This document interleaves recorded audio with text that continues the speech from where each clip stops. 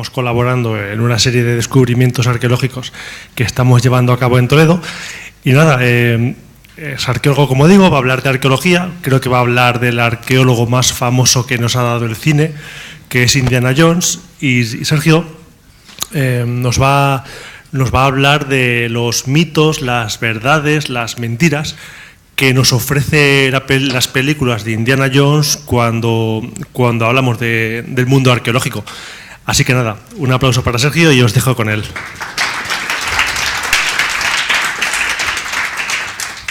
Lo primero, buenos días a todos. ¿Se me escucha bien? ¿Sí? Vale. Bueno, a Indiana Jones imagino que todos le conocéis. La cosa es si alguno conocéis a algún arqueólogo o conocéis a algo relacionado con la arqueología. Más o menos cómo estéis familiarizados con la arqueología. Así en general. Mal. Mal, por allí, como poco. Bueno, no sabéis. Medio. Bueno, bueno. Más o menos nada o poco. ¿Alguno conocéis un arqueólogo? ¿Alguien en la sala? Vale, 2 personas. Bueno, vosotros no valéis. ¿Alguna vez, tú que sí lo conoces, es que eres el único que no son conocidos míos? ¿Alguna vez ese arqueólogo al que conoces te ha hablado alguna vez de Indiana Jones? Nunca, vale. Muy mal, porque tendría que haberte dicho al menos qué le parece Indiana Jones, si le gusta o no le gusta siendo arqueólogo. Pero bueno, la cosa es que la idea de esta charla es un poco presentaros, como decía antes Antonio, todos los mitos y todos los juegos que se han hecho en el mundo con los arqueólogos y sobre todo con las películas, en concreto Indiana Jones, pero que se puede generalizar a muchas otras, en concreto con nuestra profesión, y que en realidad no tiene prácticamente nada que ver con nuestro trabajo de verdad. ¿De acuerdo? Entonces, bueno, yo entiendo que voy a hablar de un montón de términos a lo mejor arqueológicos y como no estáis familiarizados, yo voy a intentar explicaroslo, pero cualquier momento que no entendáis qué es eso de la estratigrafía, qué es eso de Harris u otras cosas parecidas, pues me preguntáis, ¿vale? Yo voy a intentar explicarlos, pero que en cualquier momento me detenéis y me decís, Sergio, ¿qué estás diciendo? No me entero de absolutamente nada, no sé qué es eso de leer el suelo, no sé qué es eso de leer las piedras y yo os explico. Vale. Esta es una pregunta que tendréis que decirme un poco vosotros. ¿Qué es la arqueología? ¿Qué pensáis que es la arqueología y lo que hacemos los arqueólogos? No me digáis qué hace Indiana Jones, que ahora os pregunto de él, sino qué hacemos los arqueólogos. ¿El qué? El estudio de las piedras y de las cosas enterradas, piedras. ¿Alguna otra cosa más aparte de cosas enterradas y piedras? Leer jeroglíficos. Bueno, la imagen ya sugiere un poco, ¿no? Todo lo que hacemos, pero la idea es un poco sacaros del mito de que si nosotros hacemos esto, vamos equipados con sombrero, látigo, revólver, todo esto es necesario para ser un arqueólogo. Si tenemos algún enemigo malvado, cuanto más poderoso mejor, al que tener que enfrentarnos durante la excavación, a veces los hay, ¿eh? Sí, luego está este tema de qué es exactamente lo que nos interesa, como decía ella. Piedras, yo aquí no veo que a él le interesa otra cosa que no son las piedras, ¿eh? Entonces, al mismo tiempo tenemos que sortear trampas en ocasiones, a veces directamente la bola te persigue, ¿no? Con esa intención de acabar con tu vida, o incluso la propia gente del lugar, por supuesto que es gente salvaje, aparece de cuando en cuando con intenciones asesinas porque te vas a llevar sus tesoros o bienes sagrados o cosas parecidas. Vale, eso es todo más o menos lo que nos van transmitiendo las películas. Ahora voy a poner algún fotograma más y también un vídeo para una escena famosa, vamos, de la película. Y esta que es más acertada, si os fijáis además, no sé si lo vais a llegar a leer, pero este es el Indiana Jones cuando está en clase y si veis detrás, lo que pone en la pizarra realmente, ahí pone Neolítico, de Neolítico, está dando una clase sobre el Neolítico y por ahí hay unas piedras tumbadas que van yendo hacia un sitio que pone Cist, que es cista, y que realmente por una vez está hablando de algo que sí que tiene que ver con la arqueología real, que es una clase en la que está explicando cómo se construye un túmulo megalítico. Para que veáis un poco cómo es eso que subes en abstracto, esto es el túmulo megalítico, este es un dolmen, que es un donde se hacen los enterramientos, lo que sale en esas imágenes como piedras arrastrándose son todas estas piedras, que se llaman ortostatos, como pone aquí en esa palabrilla, que son los que conforman todo el túmulo. ¿Vale? Entonces, a veces, en vez de las películas, aparece alguna referencia que sí tiene que ver un poco con la arqueología. ¿Sí? ¿Por ahora vamos bien? ¿No vamos perdidos? Vale. Esto, que os hagáis la idea que es un huesos de animal que es de grandísimo tamaño, que lógicamente no pertenece a ninguna época histórica ni relacionada con el hombre, ¿pensáis que lo estudiamos también los arqueólogos? Bien, los paleontólogos. Es muy importante que lo sepáis porque mucha gente te dice, ¿y eso de Jurassic Park también está relacionado con vosotros, con los arqueólogos? Porque yo he visto mucho de esto y me suena que vosotros buscáis debajo de la tierra también, como ellos, y ese tipo de restos os interesan. Y no, esta es otra disciplina completamente distinta que es la paleontología y es la que se trata más en otras películas como Jurassic Park. Esto, por cierto, es un aparato que sí que usamos tanto arqueólogos como paleontólogos, que es el georradar. Que ahí es como es un aparato, como una especie de escáner que pasamos por el suelo que sirve para saber lo que hay debajo de la tierra. Pero claro, no penséis que se ve nada parecido a esto. Vemos unas perturbaciones en el suelo, unas líneas que no tienen nada que ver con esto, pero bueno, en las películas lo representan como algo parecido a esto. ¿Vale? Nos olvidamos de los dinosaurios. También Rosgeller nos ha ayudado a entender que la paleontología es otra cosa diferente a la arqueología, él es paleontólogo. ¿Qué nos interesa a los arqueólogos? Piedras, jeroglíficos, cosas parecidas. Pues nos interesa todo lo relacionado con lo humano que pertenezca al pasado, esté donde esté, en principio, y nos interesa sobre todo los contextos materiales. Los historiadores se han estado siempre centrando más en el componente que no tiene que ver con lo material, con los objetos que vamos dejando las personas, sino con lo que se ha escrito, con los documentos históricos que han dejado a lo largo del tiempo, y durante mucho tiempo los historiadores se centraban más en esa documentación. La arqueología nació como una disciplina un poco enfrentada a ese sentido y como hermana también a la historia, porque se centraba en todos esos objetos materiales que a lo largo del tiempo las personas vamos dejando y que sirven para saber cómo vivíamos antes en el pasado, cómo eran esas sociedades. ¿De acuerdo? Pero esto es para un poco también quitaros la cosa de que solamente estamos con piedras, por ejemplo, pequeñas y que son los muros en los yacimientos son de este tamaño. Esto también lo estudiamos los arqueólogos. Por ejemplo, esto en Mérida, que también ha sufrido una excavación arqueológica y luego una anastilosis, una reconstrucción. También, por ejemplo, esto que no sé si sabéis lo que es, esto está en Pinto, aquí en la Comunidad de Madrid. También lo estudiamos, veis que pone aquí los yesares, Pinto. Esto es una excavación, ahí dicen que sí. ¿Sabéis qué es? Sí, porque vivimos cerca. ¿Y qué es? Lo que sabemos. Ah, sabéis que existen. Ahí me habéis fallado. Esto es un fortín de la Guerra Civil. Es un nido de ametralladora. Entonces estamos viendo por donde se entra por ahí al fortín, y esto es la trinchera, que ya no tiene ningún saco terrero que cubriera los alrededores de la trinchera, pero que hoy se ha hecho una excavación y que es un yacimiento visitable y que os recomiendo la visita porque está muy bien para saber cómo eran realmente las trincheras y las zonas de combate de la Guerra Civil. Os pongo esto para que veáis que se puede hacer arqueología de los megalitos de hace 5.000 y 6.000 años hasta la Guerra Civil Española, incluso el franquismo, incluso de ayer. Todo lo que haya dejado un resto material y que nos sirva para interpretar el pasado puede ser arqueología. ¿Sí?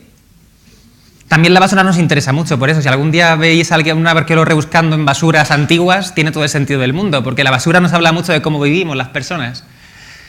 Esta imagen os la pongo porque también tenéis que entender que no solamente es lo que está debajo del suelo lo que nos interesa, sino también lo que está por encima del suelo.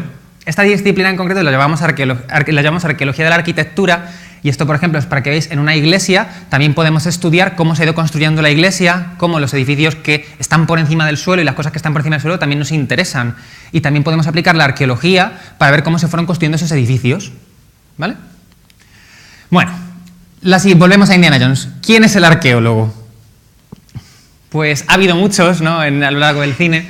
Pongo esto para un poco enfrentároslos. La idea es transmitiros que no siempre somos buscadores de tesoros, generalmente nunca somos buscadores de tesoros y no nos gusta que nos relacionen con esa palabra. Tampoco somos supervivientes de la naturaleza equipados con arcos, flechas y revólveres, si hace falta. Más bien somos algo parecido a esto.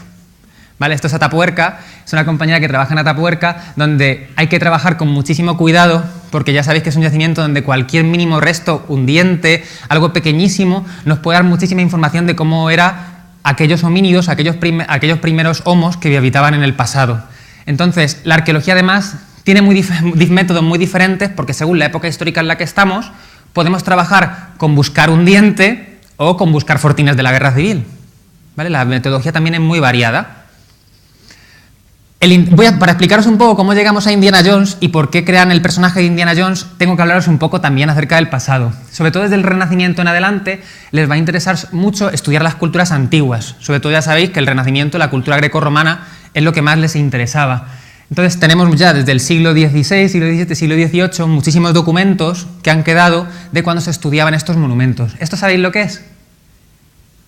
Si alguno ha estado en Roma, seguro que lo conoce. Allí veo que sí.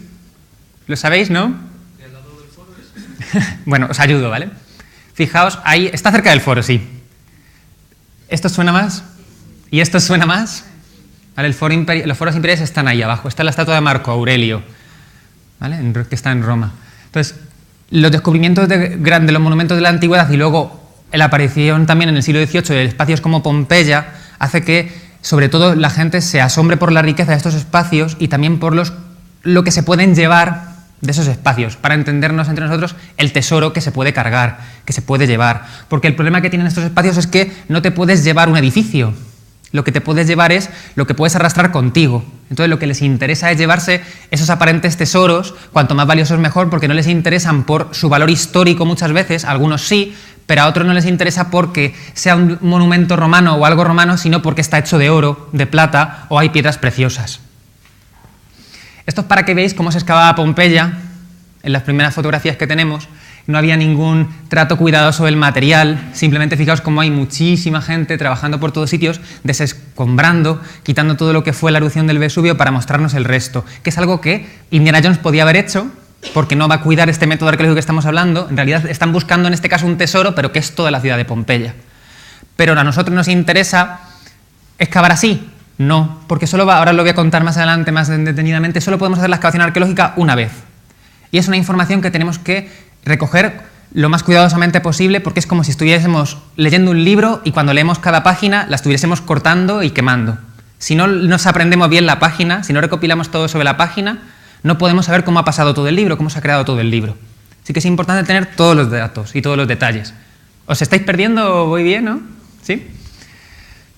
¿Por qué la figura de Indiana Jones? No sé si conocéis a Schliemann, ¿suena un tal Schliemann? ¿Sí? ¿Nos lo puedes decir por qué? Por Troya. Por Micenas, por Troya. Es un alemán, en este caso también se obsesionó con los libros que trataban sobre Troya, sobre la guerra de Troya y los antiguos poemas homéricos, y lo que hace es buscar por todos los medios ese tipo de ciudades que se parecen a esas historias. Al final encontró Troya, pero también encontró los tesoros de Troya, que era otra cosa interesante. Lo que lleva su mujer, que es esta de aquí, es esto, que es uno de los tesoros de Troya que ella después exhibió como sus propias joyas. ¿De acuerdo? Hay un afán por encontrar, en este caso también arqueológico, de la ciudad, pero luego por encontrar el tesoro material que se van a llevar. Y así es como entendéis hoy como muchas cosas han acabado en manos privadas, se han movido por todo el mundo piezas, esculturas, joyas, y por desgracia muchas de estas piezas no era gente con sensibilidad de apreciar el pasado y acababan destruyéndose porque el oro pesaba oro y acababa fundiéndose. Vale, aquí sí os voy a enseñar un poco en cómo trabaja el arqueólogo. No solo nos caracterizamos por esas herramientas, sino por otro tipo de herramientas que ahora veremos. Y claro, el problema de si nos basamos tanto en qué es lo que estamos buscando, buscamos un tesoro, buscamos la riqueza, no podemos buscar el tesoro y la riqueza. Nosotros buscamos lo que os decía antes, conocer el pasado. ¿Qué busca Indiana Jones en las películas?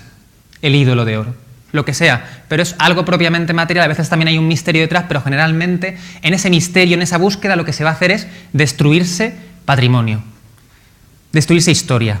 Ahora os voy a poner un ejemplo. Entonces, en esta escena tenemos que entender que lo que está haciendo al llevarse esta pieza sin documentar nada, sin recoger información, sin hacer nada, es un expolio, está robando algo del pasado de un sitio y además está descontextualizándolo. Toda la información que rodea a esa pieza se va a perder. La has traído de su lugar de origen sin tomar ningún dato, sin saber nada, sin saber de su procedencia, porque en alguna película nos explican de qué es el templo, qué es exactamente lo que está pasando en el pasado. Todo eso nos lo omiten, no nos cuentan nada. Lo que nos interesa es la aventura que hay detrás de esto. Y el problema es que los objetos que se centran justamente en coger el objeto valioso, lo que hace es, en muchos casos, ya os digo, buscar la riqueza y crear ese concepto del que busca el tesoro, y al mismo tiempo lo que hace es un expolio, que está hoy penado. Ya sabéis que las leyes de patrimonio son bastante estrictas, y lo peor de todo, descontextualizando. Lo está sacando del sitio sin ninguna metodología y que no vamos a saber después qué relación tenían con ese espacio. Esto pasa también hoy en día, cuando muchos sabéis que hay expolio, que hay expoliadores que van por el campo, que van con detectores de metales, que van buscando por el campo. Lo que están haciendo es trayendo ese material del suelo, cogiéndolo y llevándoselo, es expolio y descontextualización. Están cogiendo material que realmente está protegido y se lo están llevando. ¿Cómo puede afectar eso a nosotros? Para que poneros un ejemplo. Sí, imaginaos que lo que os contaba antes, los campos de batalla de la guerra civil. estamos estudiando los campos de batalla de la guerra civil y al ir a estudiar el campo de batalla nos encontramos las latas que comían, nos encontramos los materiales que se han dejado de cómo vivían, muchísimos materiales. Si todo eso se lo llevan de un sitio, porque lo van sacando con el detector de metales, ¿cómo vamos a entender cómo vivía esa gente allí si no nos queda ninguno de los materiales que nos dice cómo vivían?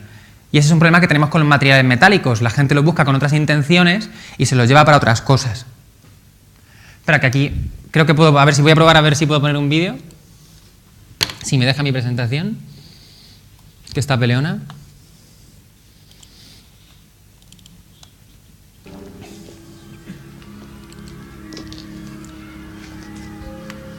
Hay sonido, pero el sonido nos da igual. Yo creo que todos más, ya conocéis la escena, ya que imagino que conocéis esta escena de Indiana Jones y creo que resume muy bien lo que os estoy explicando. Además vais a verla en versión original, está en inglés, ¿sí? There's nothing to fear here. That's what scares me.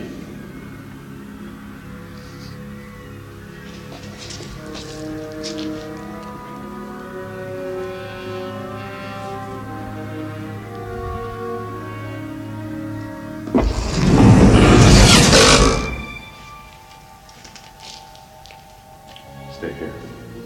If you insist, señor.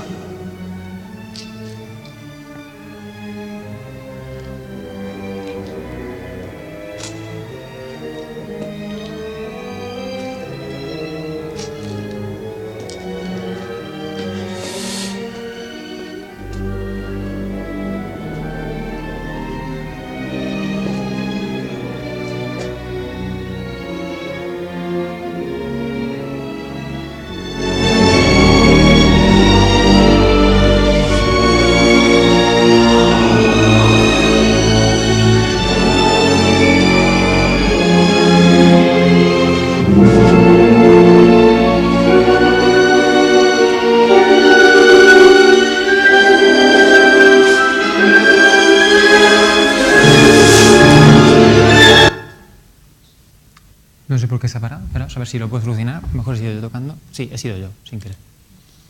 ¿O no? No, se supone que se sigue reproduciendo. Ay. La tecnología a veces falla, lo siento. A ver si lo podemos poner en YouTube.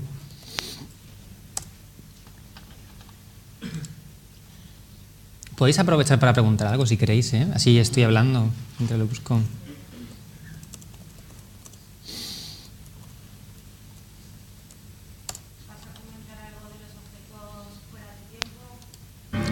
¿Fuera del tiempo?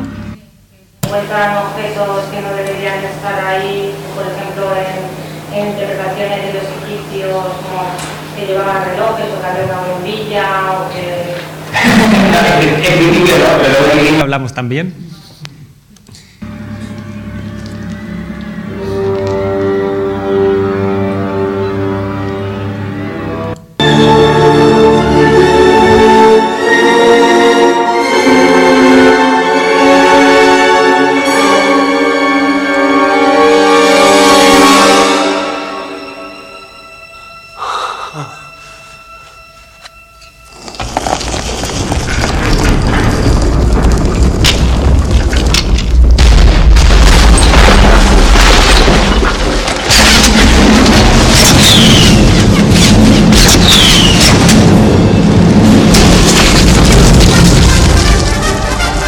Give me the whip. Throw me the idol. No time to argue. Throw me the idol. I throw you the whip. Give me the whip. Adiós, señor.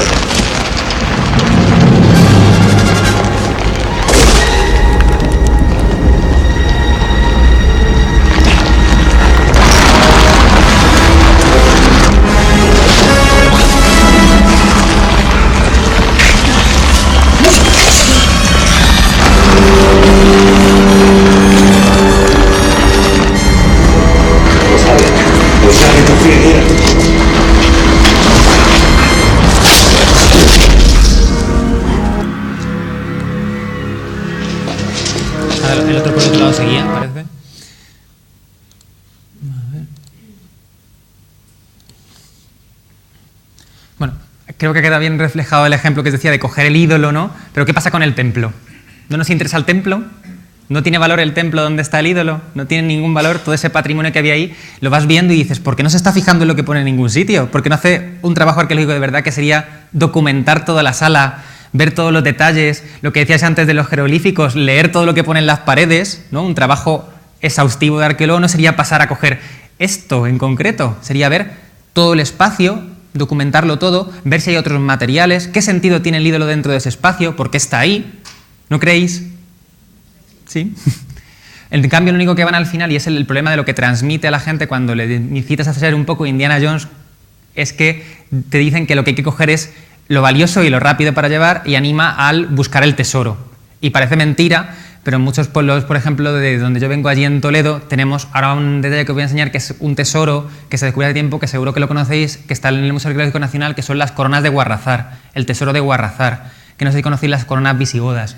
Pues eso que sucede, que como decía Antonio, trabajamos en otros proyectos en Toledo, es un monumento que es megalítico, donde no va a aparecer ningún material metálico prácticamente, y menos algo seguramente de oro, porque ni siquiera es funerario, y la gente continuamente te pregunta, ¿y ha aparecido algún tesoro? Van por allí para ver si aparece algo, te miran constantemente, no vaya a ser que te lleves en la excavación algún tipo de tesoro que realmente estás desenterrando cuando ellos no están. Entonces hay además ya os digo, incluso ellos se pasean por la zona pensando que es que van a encontrar otro tesoro de Guarrazar, otro tesoro de oro y piedras preciosas. Entonces hay este fenómeno que incita a las aventuras, que incita a esto y que en realidad va en contra de la administración, en contra del propio patrimonio, porque en cuanto ellos encontrasen un tesoro de Guarrazar en otro sitio, lo que harán será llevárselo del sitio donde esté, rompiendo el contexto arqueológico, y además seguramente de muchos de estos no sepamos, porque no nos lo van a contar que se han encontrado esto en muchos casos. Hay que evitar el concepto del patrimonio arqueológico como riqueza o como un fenómeno, que es lo que hablabas antes, y voy a decir un poco el fenómeno extraño, porque a veces lo que sucede con ese tipo de elementos, ya que lo has sacado, pues lo menciono un poco, es que a veces muchos de los elementos que aparecen como esos objetos que nos parecen extraños dentro de los propios yacimientos o en las inscripciones o en algún lugar, es que muchas veces no entendemos qué objetos son.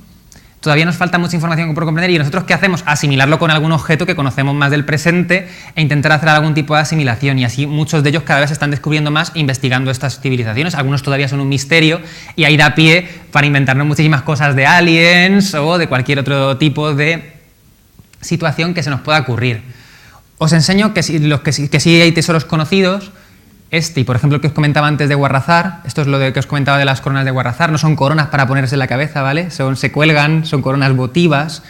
Es una alegoría realmente del mundo cristiano, el mundo es redondo, por eso la corona es circular, y siempre abajo tiene una pieza la pieza más gorda, que aquí no se vería, estaría en la parte central cayendo. Suele ser una cruz o algún elemento vinculado con lo religioso, que eso te dice que Dios es el centro de las cosas, es el centro del mundo. Cuando un rey se corona, se está poniendo en el lugar de Dios. ¿De acuerdo? Es ese acto simbólico que hay tras la coronación. También nos encontramos materiales que podríamos considerar nobles y metálicos durante las excavaciones. Esto es de los hallazgos de un pecio romano. Aparecen luego materiales que no son nobles, pero que creo que tienen mucha importancia, por ejemplo, para la arqueología. Las Venus, como la Venus de Willendorf, las damas, como la dama de Elche. Estos son los toros de Guisando, por ejemplo, que hay muchísimos de estas esculturas de Berraco por España, conocidas. Y luego aparecen, ya os digo, otros materiales que a primera vista incluso pueden pasar desapercibidos, no podemos darles el valor, pero en realidad son herramientas, son utensilios del pasado que si los hemos desplazado, si los hemos movido, si nos los hemos llevado pensando algunas personas que son un tesoro porque les gusta coleccionarlas, el problema es que las están sacando del lugar donde a los arqueólogos nos va a dar la información para poderlo investigar, para saber qué había en ese sitio, porque si las herramientas están en ese lugar, quiere decir que están allí por alguna razón y que cerca hay algo, o en el mismo sitio donde aparecen, hay algo arqueológico, más allá de ellas. Luego también están restos bastante endebles, que las películas de Indiana Jones, de hecho, la voy a enseñar cómo no se trata, son de los peores tratados, que son los restos óseos, por ejemplo, que son muy interesantes para nosotros porque nos sirven para analizar cómo era simplemente lo que comía la gente del pasado, cómo eran de sus estaturas, cómo eran sus cuerpos, qué enfermedades tenían, porque en muchos casos en los restos óseos quedan grabadas las enfermedades que han tenido a lo largo del tiempo, cómo murieron. Todo eso nos da mucha información. Este es el cráneo de Miguelón, ¿vale? Que es uno que también yo creo que es bastante conocido. ¿Qué hace Indiana Jones con este tipo de restos? Aquí tenéis estas catacumbas donde lo que está usando para hacer el fuego es uno de los propios restos óseos, que ha cogido el hueso, lo ha hecho y lo que está haciendo es prender el propio hueso. Y si os fijáis, durante todas las películas hay muchísimas veces en las que aparecen este tipo de restos que no tienen valor metálico aparente y que todo el rato están siendo destruidos. Y fijaos que el propio templo, que en realidad tiene bastante valor no aparente, también es fácilmente destruido, y en cada película prácticamente se destruye un templo. Hay una diferencia luego que no aparece en las películas, pero creo que es importante distinguir, y es que a veces también hay objetos, materiales que no se pueden mover, que simplemente están en el espacio, son inmuebles. Y esos son los que las películas son todo el rato destruidos, como los templos, como los objetos que no se pueden llevar, como si fuesen las propias pinturas rupestres, que como son inamovibles, están grabadas en su soporte y no se pueden trasladar, pues esto ya sabéis lo que pasaría en las películas de Indiana Jones. Ni valor porque es pintura y además se le añade la destrucción. Stonehenge, los monumentos megalíticos, por ejemplo, tampoco tienen ningún interés. Nada de todo esto tiene interés. Otro tipo de monumentos megalíticos son los dólmenes de Antequera, para que veáis cómo se conservan por dentro. Todo esto, ya os digo que no tiene, este es la tipología que nos pone el del enterramiento que hablábamos antes al principio en la pizarra, pero que no tiene ningún valor para él en las películas. Esto, ¿sí lo conocéis o no? Este es el anfiteatro. Esto ha sido hace poco Pozo Dragón o algo parecido a un Juego de Tronos y ahora todo el mundo lo conoce por ser esto. Que sepáis que la reunión esa con los dragones y la Khaleesi es aquí, es en este espacio. ¿Vale? Y luego os traigo este material en el que él nunca se fija en las películas y es en lo que más nos fijamos los arqueólogos, la cerámica. Parece que estamos obsesionados con la cerámica y a cualquier arqueólogo que os acerquéis y le vais a llevar algo de cerámica y si no le lleváis algo de cerámica, lo que habéis encontrado en el sitio os preguntará que por qué no le habéis llevado cerámica. Porque en el sitio seguro que había cerámica y no le habéis llevado cerámica. Así que no lo cojáis primero y le hacéis una foto y lo dejéis en el mismo sitio y segundo le hacéis fotos de la cerámica. Porque la cerámica, y aquí por eso os he puesto varias imágenes, define, no quiero llamarlo moda, pero un poco se va definiendo por estilos a lo largo del tiempo y según el modo en el que es la cerámica, según el tipo que tiene la cerámica, podemos saber en qué época histórica nos encontramos y nos ayuda a movernos por el tiempo. Para que veáis solamente las diferencias, esto es griego, romano, ¿veis? Y así cada cerámica tiene sus estilos. Podríamos ir con la islámica, cada momento tiene sus cerámicas y encima dentro de cada periodo histórico hay muchísima variedad de cerámicas. Estas, por ejemplo, que os enseño, que son terra sigillata romana, conocemos muchísimos talleres de todo el mundo romano donde se fabrican y las distinguimos perfectamente y lo de sigilatas porque están selladas, entonces muchas veces sabemos los años incluso en los que se hicieron esas piezas, lo que nos ayuda mucho a fechar cuando estamos trabajando. A ver si me deja. Vale. Aquí para hablaros un poco de la metodología. No vamos con el látigo ni revólver ni estamos amenazando a los pobres trabajadores ni a los otros compañeros con el látigo. El sombrero sí es importante porque el calor muchas veces cuando acabamos en verano abrasa, entonces hay que llevarlo. Pero la herramienta que usamos es más parecido a esto. Si es un contexto delicado, fijaos esta excavación, por ejemplo, de restos óseos, que tiene que ser una excavación fina y se hace con mucho detalle. Esto es una ciudad romana, aquí es donde trabajo yo, que es la ciudad romana de Ercábica. Esto está entre Cuenca y Guadalajara. Esto es excavando la muralla, para que veáis un poco cómo es una de las excavaciones real, viendo cómo es una excavación. Lo interesante sería que incluso cuando estamos trabajando vinieseis. A nosotros nos encanta que venga la gente y le contamos cómo trabajamos, que es una parte social que tenemos que hacer como arqueólogos. Esto es para hablaros de Harris y la estratigrafía, lo que os decía antes que os iba a hablar. Lo ponemos siempre como una tarta porque es la forma más sencilla de simplificarla, pero lo que quiere decir es que los estratos, los niveles de tierra en el suelo están depositados de manera natural y a veces de manera artificial porque los ha depositado el hombre por capas. Entonces, si podemos diferenciar bien las capas de los estratos y vemos el componente material que hay dentro, los tipos de cerámica que tiene, por ejemplo, dentro, podemos fechar cada uno de estos estratos, cada una de estas capas, de manera que podemos saber a qué época histórica pertenece cada una y así poder reconstruir, como por ejemplo esa ciudad romana que os decía antes de Ercábica, terminó en la ruina que es hoy, y qué factores llevaron a su destrucción, si hubo modificaciones en alguna de las estructuras, porque muchas veces las casas se van construyendo, destruyendo, reformando, que eso seguro que todo el mundo en su casa hará reformas, y pasa este proceso. Entonces, ¿esto tiene algún reflejo en las películas? Que decía antes, ninguno. Esto es lo que nunca vamos a ver en las películas. Nos interesa el tesoro, que sea rápido, no nos interesa la documentación científica, que es la que se genera con este tipo de metodología, y lo que ya os digo, lo que queremos es el tesoro por el tesoro, que es el problema, y es lo que no podemos transmitirle a la gente, que ese es el problema, y por eso muchos arqueólogos se la tienen bastante jurada a Indiana Jones. Ha servido para dar a conocer la profesión, pero tiene el problema de que les enseña que no es esto lo que hay que hacer, sino que lo que hay que hacer es llevarse las cosas, y las cosas valiosas o aparentemente valiosas.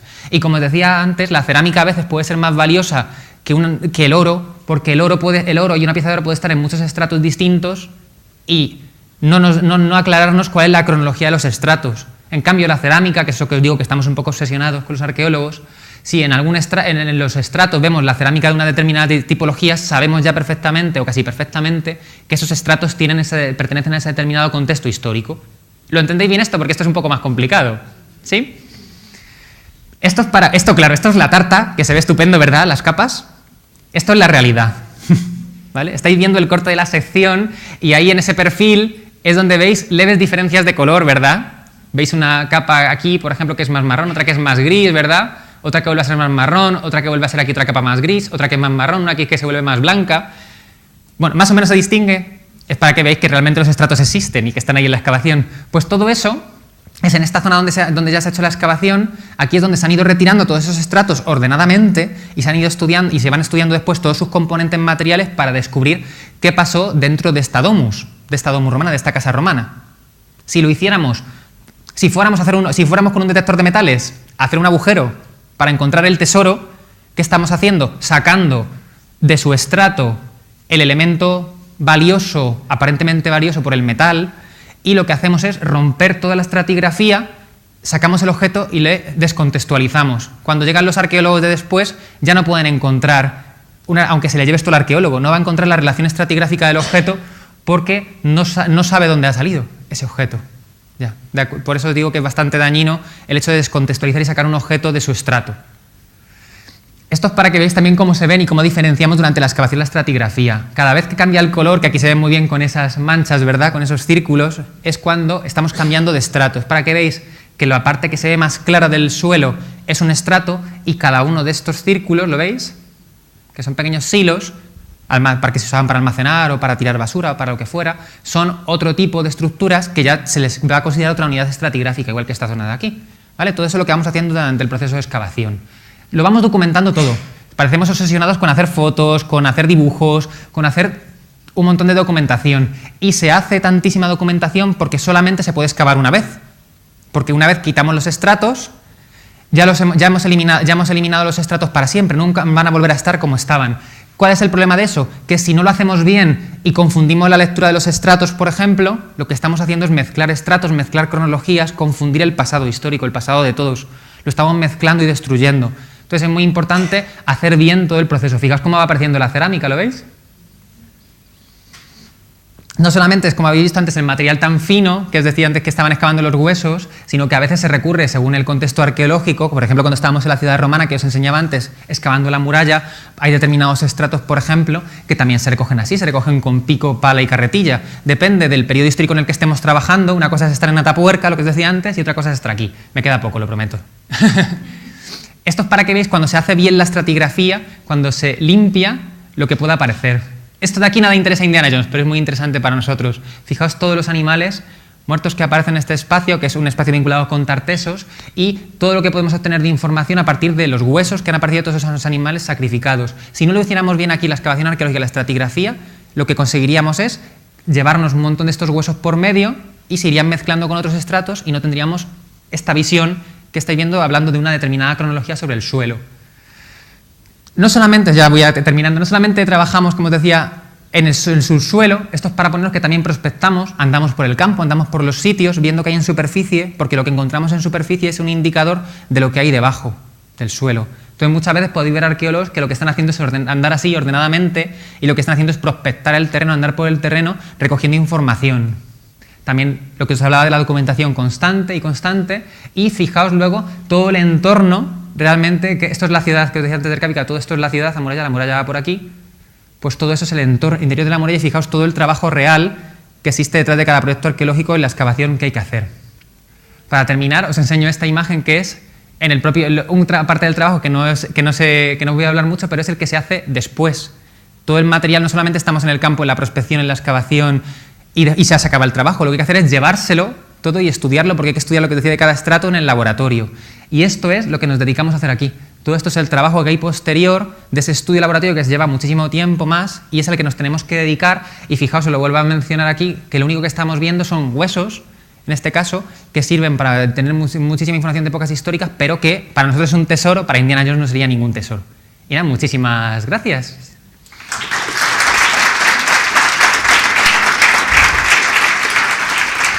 Si tenéis alguna pregunta. Una charla muy chula, la verdad. Gracias. Me encanta. Ha sido muy interesante, la verdad. Sobre los años 50, Charlton Heston rodó en España, hizo un rodaje en Ávila. Odio y Gloria, me parece que se titulaba la película. Y bueno, entre sus maravillosas ideas, lo que quiso para dar más verosimilitud al largometraje fue cargarse la muralla, volarla. Y él respondió: no se preocupe, que la vamos a dejar intacta tal cual estaba anteriormente. Y bueno, avanzando más en el tiempo, con el rodaje de Juego de Tronos, no me acuerdo, en un enclave histórico, creo que se hizo en unas ruinas. Esto que ha salido es Itálica. No recuerdo el nombre, pero aquí en España. Sí, no, es que en España se ha rodado en muchos sitios Juego de Tronos, por ejemplo. Entonces, en este caso concreto es Itálica, pero ha habido muchos más. Me ha recordado lo que has dicho, me ha recordado eso, ¿no?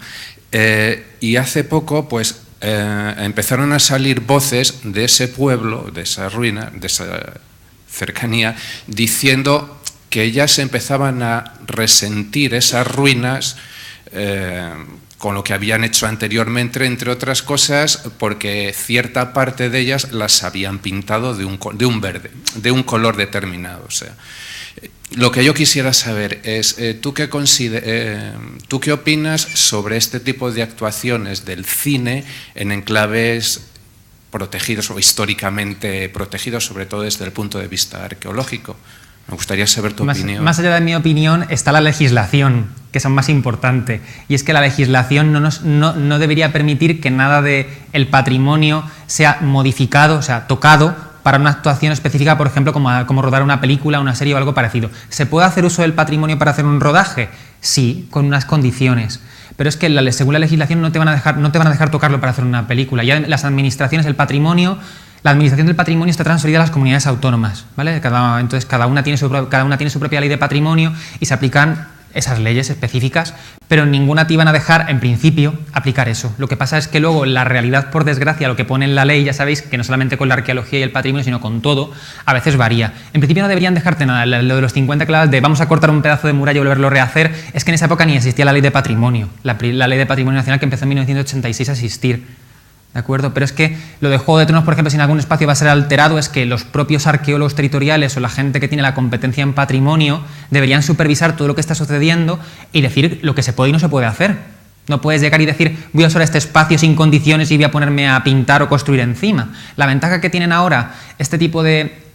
las tecnologías en este sentido, con el cine, por ejemplo, y la televisión, es que permite, con la tecnología, evitar muchas veces tocar el resto. Si os habéis fijado en el anfiteatro y luego lo que aparece en Juego de Tronos, por ejemplo, hay mucho más construido en la serie de Juego de Tronos, y es porque lo que hacen es usar tecnología para que la ruina parezca muchísimo más grande de lo que es y ampliar el tamaño de la ruina. En realidad, ¿se podría tocar por ese tipo de razones? Por supuestísimo que no. Sobre todo patrimonio protegido. ¿Hay arqueólogos, cuando se hacen este tipo de grabaciones, velando por la preservación del patrimonio?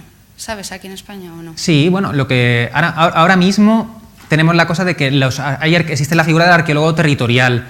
Al mismo tiempo también existe el cuerpo del SEPRONA. Os lo digo porque si en algún punto veis algo que está pasando, algo como patrimonio arqueológico que tenéis cerca, en vuestro pueblo, en vuestra ciudad, en vuestro barrio, algo que pensáis que está infringiendo, está atacando el patrimonio histórico, podéis recurrir tanto a los arqueólogos territoriales como a las autoridades competentes, si estáis en el campo, al propio SEPRONA, por ejemplo, cuando hay gente en los pueblos que ve que están pasando el detector de metales, que está prohibido pasar el detector de metales sin permiso. Nosotros, por ejemplo, para usar metodología con el detector de metales, o lo que os he enseñado antes, os hablaba antes de ese escáner del suelo, que a veces lo hacemos con un magnetómetro, que es otra tecnología también que usa los campos magnéticos, tenemos que pedir un permiso de administración. Todo esto que os he enseñado yo y lo que están haciendo aquí de este estudio va con un permiso de administración.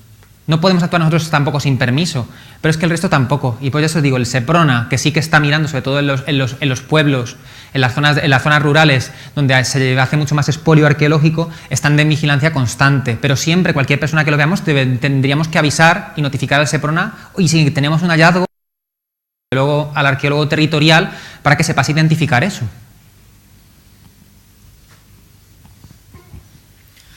Gracias por la charla. Te voy a hacer pregunta que creo que es obligada cuando estamos con arqueología, y es un poco que des perspectiva histórica. Como estabas hablando de que no éramos que no sois buscatesoros y demás, yo creo que hubo una época en la que sí que fue más así. He hablado de esa época. Claro, no, sí, no iba como crítica, quiero decir. Si nos vamos al tiempo en el que se estaba excavando en el Antiguo Egipto y demás, quería saber cuán bien se hizo eso. O sea, ahora con visión moderna sé que se sacó mucha información porque tenemos mucha información, pero también sé que es que había realmente mucho que sacar. Entonces no sé si en la comparativa se hizo mal trabajo, pero aún así pues tenemos un montón de conocimiento, o realmente fueron muy concienzudos. Es que aquí hay una cosa que pasa un poco con muchas de las ciencias, y es que tenemos una evolución dentro del propio campo científico y del método dentro de la arqueología. En la arqueología empieza a haber mejor metodología cuando este tal Harris que se hablaba antes utiliza este método de la estratigrafía, de la que realmente es geológico, para aplicarlo a la arqueología. Es un antes y un después en la arqueología, y se ha ido poco a poco extendiendo por el mundo, pero es que hasta hace pocas décadas nadie excavaba con el método Harris, de manera que lo que buscaban era el objeto y el patrimonio más monumental. Por ejemplo, por eso en Egipto se avanzó mucho, porque tienen también mucha parte, como decía por ahí la compañera, del jeroglífico, del texto, también que aparece recogido de alguna manera. Pero lo que se fue haciendo concienzudamente hay de todo, porque es que sigue habiendo excavaciones en Egipto, y había excavaciones en Egipto en la época de Napoleón. Entonces se ha hecho mal, se ha hecho bien, se ha hecho mejor y peor, y con las metodologías que tenían en cada época histórica. Entonces tenemos un poco de todo, pero es que la historia del patrimonio y de la arqueología se ha ido entrelazando y ha ido mejorando, ha ido cambiando, y se ha hecho mejor y peor.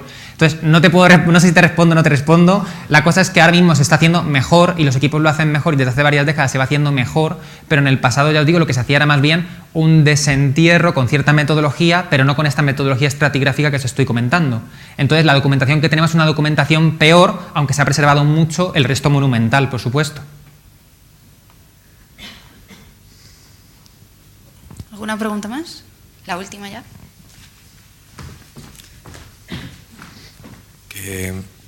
A veces se decide que no merece la pena, entre comillas, documentar bueno, sí, vamos a conservar, ¿no? Preservar. Sí, o conservar, o incluso delimitar un espacio arqueológico porque imperan otros motivos. El otro día, en una actividad también de la Semana de la Ciencia, que fuimos por el río Manzanares, nos lo contaban con mucha pena, ¿no?, que en las obras de la M30 había tal urgencia en continuar con las obras, que salieron muchísimos restos arqueológicos, neolíticos, romanos, visigodos y más modernos, y que estaban los arqueólogos locos, los pobres, porque no daban abasto, y lo único que podían era fotografiar, documentar y taparlo. Y ahí está, tapado todo debajo de la M30. ¿Cómo? La pregunta es... Es que hay mucho... ¿Cómo se hace? Es que el tema a veces es un poco desagradable en ese sentido, porque es que hay una imagen muy gráfica, es una pena no tenerla, y podéis verlo en el Museo Arqueológico Nacional. Algún día que visitéis el Museo Arqueológico Nacional, nada más entrar, hay un mapa, en la primera sala hay un mapa de la península ibérica, y se van situando por épocas todos los yacimientos arqueológicos conocidos, o muchos de ellos registrados. Y entonces al final te das cuenta, cuando se ha completado todo, que es que España entera, como se hace con luz, está iluminada. Entonces estamos llenos de vestigios arqueológicos por todos sitios, tenemos una riqueza patrimonial impresionante, que va de diferentes épocas históricas, y que encima se preserva muy bien en determinados lugares, con el problema a veces de que nuestros medios para conservarlo, sobre todo en algunas comunidades autónomas, no es bueno. En este caso, lo mejor que se puede hacer es documentar y tapar. Eso es lo mejor que puede pasar, porque, mira, te cuento, en la ciudad romana de Arcábica, donde te decía antes que trabajaba yo ahora mismo, tenemos un problema, por ejemplo, y es que tenemos una administración de yacimiento que en épocas anteriores se ha excavado durante décadas el yacimiento, y ahora, claro, ¿cuánto nos dan para restauración, por ejemplo, la Junta de Comunidades? No hay dinero para consolidación ni para restauración. ¿Qué sucede cuando el yacimiento está expuesto? Que se degrada continuamente, se degrada y se degrada y se degrada. Es el problema de dejar expuesto demasiado patrimonio arqueológico. El problema es que una vez excavado también hay que cuidarlo, y eso crea unos presupuestos que hay que ir manteniendo para mantenerlo bien, porque si no, ya digo que se acaba destruyendo. Es una pena, porque esto pasa muchísimo. Yo, que vengo de Toledo, pasa continuamente. Hay cosas muy interesantes que lo que se decide es volver a tapar, simplemente por el hecho de preservarlo y poder afrontar posteriormente, cuando se pueda, una demostración o hacer alguna otra actuación. Lo peor que puede pasar, pero en otros casos directamente, cuando la administración decide que, una vez documentado todo, lo que se puede hacer es eliminar el resto arqueológico, que a veces también pasa. Entonces, lo digo para que conozcáis ese contexto en el que a veces también aparecen algunas estructuras que dicen, bueno, de esto se conoce mucho, ya hay mucho conocimiento acerca de esto. Generalmente no es lo que pasa, pero a veces, cuando es algo de máxima necesidad, porque algo tiene que estar en ese sitio o algo parecido, y el resto, ya os digo, que no le dan el valor, un valor tan primordial, lo que se hace a veces es eliminar el resto arqueológico, documentándolo todo bien, haciéndolo para que sepamos cómo era, para tenerlo todo documentado, pero también se elimina. No sé si te he respondido, no te he respondido. Sí. Es que es una cosa frustrante. Bueno, pues muchísimas gracias.